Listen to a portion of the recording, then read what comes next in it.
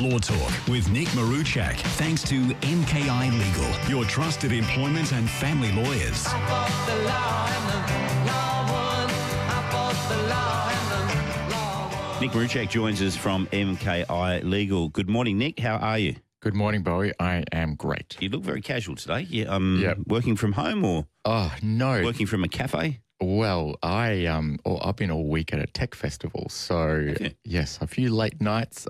Perth has got the West Tech Fest on. So, Yes. a lot of startups are coming from all around the country, a lot of VCs, and we're showcasing some of this startup talent that we have. So, a bit of socialising, and yeah, it's been a great week. Yeah. 4 hours of sleep a night.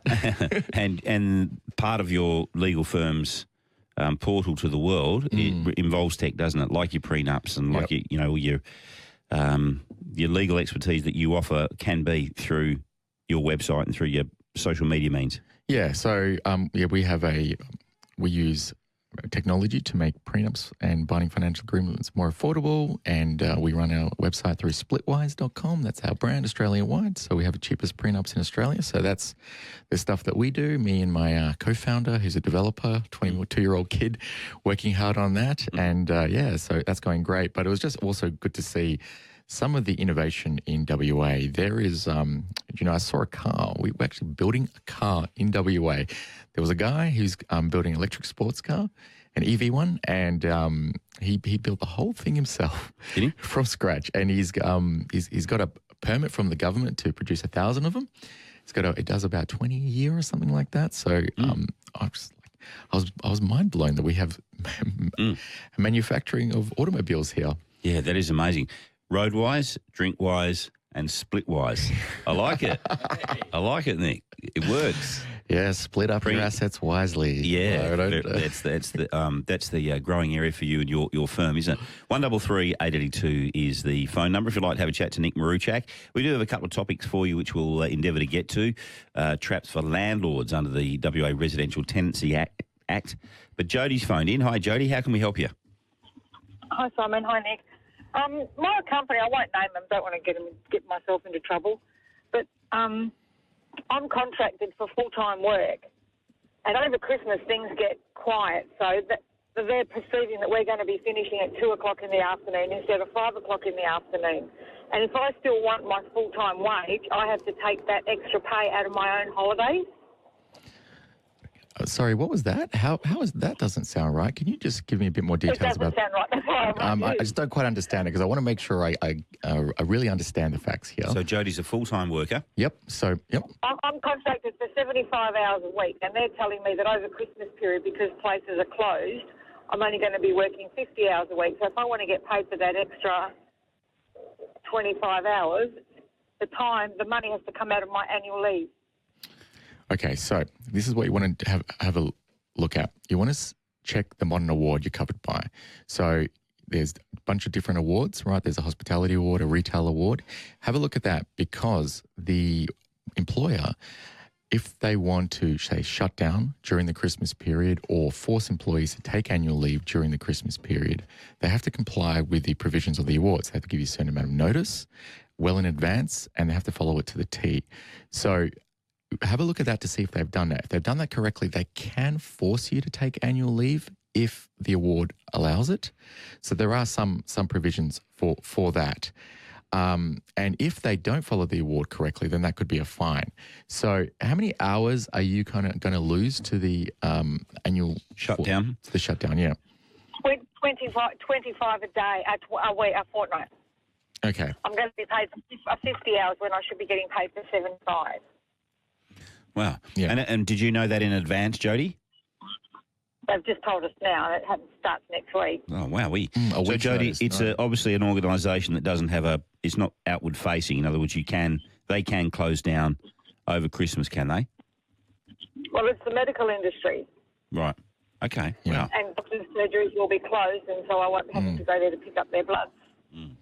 So there are rights. The employer does have rights to force employees to take annual leave, especially if they shut down the office in advance. So, but what they have to do is, where the traps happen, is they don't follow the modern award correctly. So they have to give a sufficient amount of notice.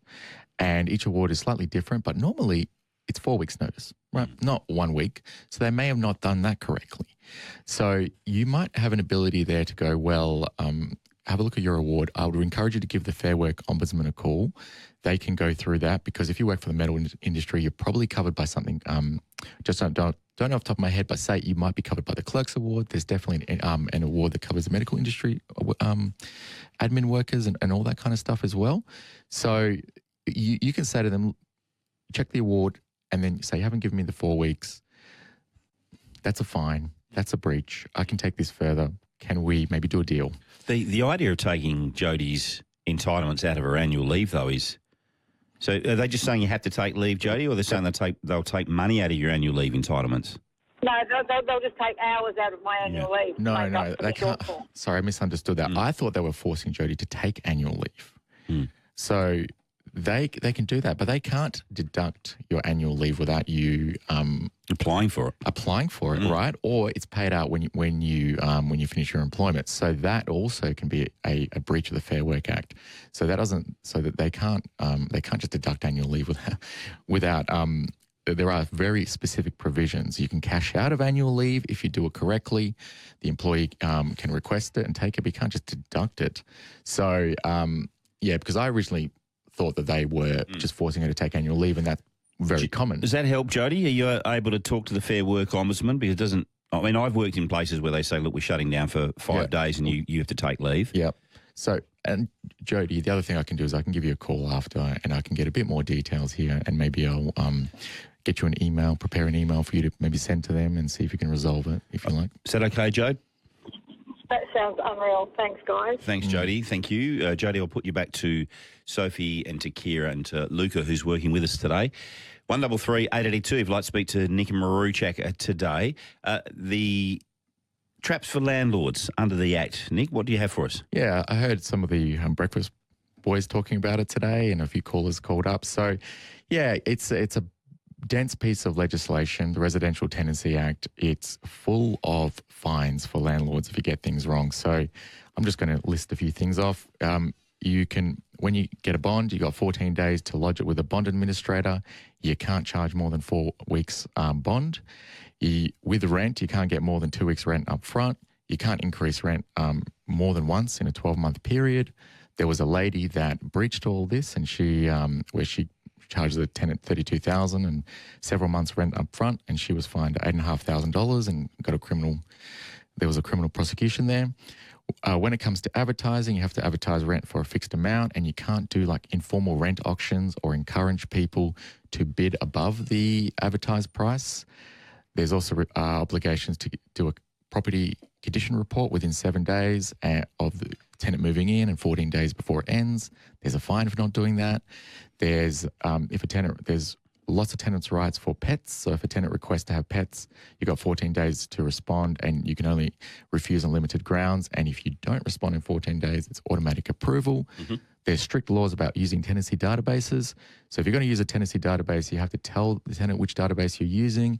If you find the listing on the database, you have to also inform them. There's restrictions on putting the tenant on a database there. Fines for that.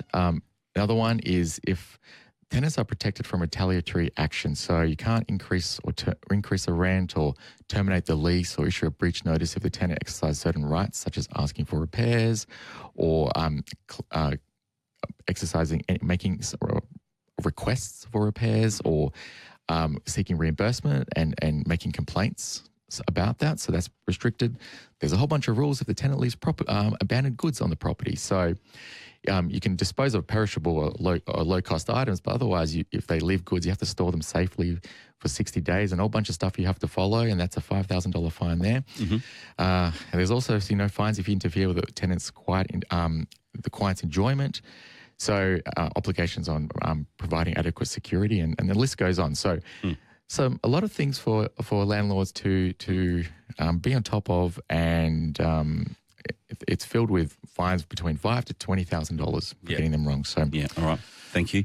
That's for the landlords. We'll come back in just a moment. It is 15 and a half minutes to 11. If you want to speak to Nick, you can. 133 882, or you can text in 0487 999 882. This is Perth Today. This is Law Talk with Nick Maruchak from MKI Legal. Nick Maruchak's with us today. 133 882 is the phone number if you want to give him a call. G'day, Eddie. How are you?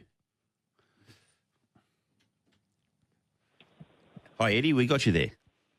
You there? Yeah, got you, mate. Fire away. Hello, mate. Sorry, bud. Mate, just trying to give my grandfather a hand. He's in his late 80s and having issues with the adjoining properties to his where the trees are causing issues. Not only they're pushing the fences over, but roots are coming underneath the fence and pushing up paving and affecting his gardens, and just want to figure out what we can do. I've pretty much been in contact with the owner on both sides, and neither of them are really interested in doing anything about it. Just want to see our next steps, really. The council have told us it's pretty much a civil matter and they're not really interested in helping. Yeah, so is the fence damaged? Is the tree damage the fence? Yes, so the trees on the northern boundary are actually pushing the fence over, and the one on the western boundary is simply just the roots underneath as well as the leaves and branches over top, obviously causing a bit of a hindrance. Yep, so this wasn't, you would say that this was the neighbour's fault. Would you say they were careless or in terms of not pruning their trees? It wasn't like the tree fell down in a storm or something, right? It was... No, so nothing's fallen down. Yeah, it's the back one, there's actually two trees which are up against the fence and they're actually physically pushing the fence over. Yep. Whereas the other one, it's simply the roots underneath and the foliage and stuff that it's dropping over the top as well. Yep, so basically what you want to... this is what it sounds like. It sounds like the tree coming from the neighbour's land is damaging the fence. So if that is causing the damage to the fence, then in this case, you potentially may oblige the owner of the next door neighbour to repair the full cost of the fence. So there's something called the Dividing Fences Act, and there's a procedure you have to follow. So have a look at that, because what you want to do is you want to give them notice that the tree on your land has caused the damage to the fence, so you should be liable for the full cost of the repair. So you have to give written notice, put something in the letterbox, find out some quotes, and give him 21 days to reply. And then if they don't, and you can't reach an agreement, you go to the magistrate's court. As long as your claim's under $10,000, you're protected from legal costs, win or lose. And if these roots are also causing damage to the paving, coming from his property, then that's trespass essentially from his property to yours. So you can also recover the cost of repairing that paving. So I would say those two issues. One is you would argue Dividing Fences Act, have a look at that. You would argue trespass as well as a civil claim and threaten to take him to court. And if you really want to upscare him, just go to the Magistrates Court website, download some of the court forms, fill that out and say, if you don't give me adequate compensation or we don't resolve this in a civil way, I'm going to file this. And he sees the court claims and then he takes you seriously. So try that. Okay. With serving that or putting in the letterbox, being a rental, do I just put it in the rental's letterbox or does it need to go direct to the owner? Yeah, it's the owner. Yeah, so... okay. Yep, so... Or property manager? Yeah, property manager should be fine as well. So that's the agent. Okay. Yep. So it's the owner's responsibility here, yeah. Hey, Eddie, you're in Yanchep, are you? I am, mate. My grandfather's in Clarkson, though. Yeah, okay. It's actually his property, yeah. Just a quick Yanchep question from Nick and I. How's the what's happening around the statue, around Kim Neptune? How's that all going? There's a lot of development up there. It's obviously that's up in Two Rocks. It's a little bit further up than us, but yeah, we get up to the pub there quite often, mate. So we see it a fair bit. Yeah. Yeah, there's a fair bit of development around there. A lot of houses going up, and it's definitely not not so much of an eyesore as it used to be. Yeah, all right. I mean, it's a Two Rocks is a funny part of the world, isn't it? You see people in Two Rocks you don't see anywhere else in Perth. They're a type. They're a different breed, mate. They're a different breed. And one last thing, you can cut the roots that are on your property, right? You can just cut the roots that are on your land as well. I forgot to say that. Okay. So, yeah. No worries. Awesome. Thank you very much. Thanks, Eddie. Good to talk to you. Yeah, the King Neptune statue. Got houses going up around it now up at Two Rocks. G'day, Paul. We'll get Paul in just a second. It's 7.5 minutes to 11. Just had a couple of SMSs on your landlord's little chat just then, Rick. Nick, Rick has contacted us and said, if the property manager makes some sort of ruling around an interaction between a tenant and a landlord, is the property manager liable if they've made a blue, or is the landlord, the owner, liable? Yeah, so when it comes Thanks, Rick. so the property manager, from a civil point of view, is acting on behalf of the owner. So their actions can put liability, a civil liability, on the owner, and then the owner will have to sue. If the owner is sued by the tenant, the owner then would recover against the property manager, right? So they'll have insurance and stuff like that. But if it's a criminal offence, a fine, the government, when they're exercising discretion, they will fine the property manager, because there has been cases where these property managers didn't pay the bond to the bond administrator, and the property manager was fined. So from if it's a civil dispute, the tenant will go after the owner, and then the owner joins the manager. If it's a criminal, the government will go after the property manager. Yep. Okay. Thanks, Rick. I hope that helped. G'day, Paul. How are you? G'day, mate. What's happened? Several months ago, well, it was in July, I got my telephone stolen from me, and the guy got into my bank account and stole $48,000 out of my bank account. Bank managed to get $19,000 back, but I'm still like $29,000 in the red. The bank investigated it and said it was my security fault, not theirs, so I can't get any money back off them. But when the phone got stolen, we cut the phone off on the day it was stolen. Yep. But the bank actually said to us, because I was reasoning why so much money got stolen in 3 days, and the bank actually said, well, what happened was you had a daily limit of something like, I think something reasonable, about $1,000 a day I could take out the bank. And even though we'd cut off the phone, the guy who had my phone, after it was supposedly cut off, asked for the limit to be put up to $10,000 a day, and that's how he took out all my money in 3 days. Wow. Do we have any? Have we got any way of getting onto our phone provider? We're currently in the process of trying to get the what was the recording and what we said to get it cut off.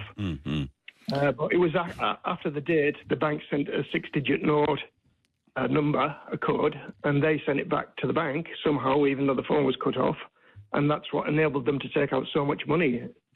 Yeah, all right. We've only got about a minute left here before we're up against the news, Paul. So first thoughts, Nick, and perhaps potentially we could perhaps have a chat to Paul off air. Paul, so there's a new laws came in to where the banks have a certain obligation to stop scams. So these laws came in, the scam prevention framework has come in. If the banks don't take reasonable steps to stop that, they can be responsible for that. The other thing here is this is a clear case of where you can go to AFCA, the Australian Financial Complaints Authority.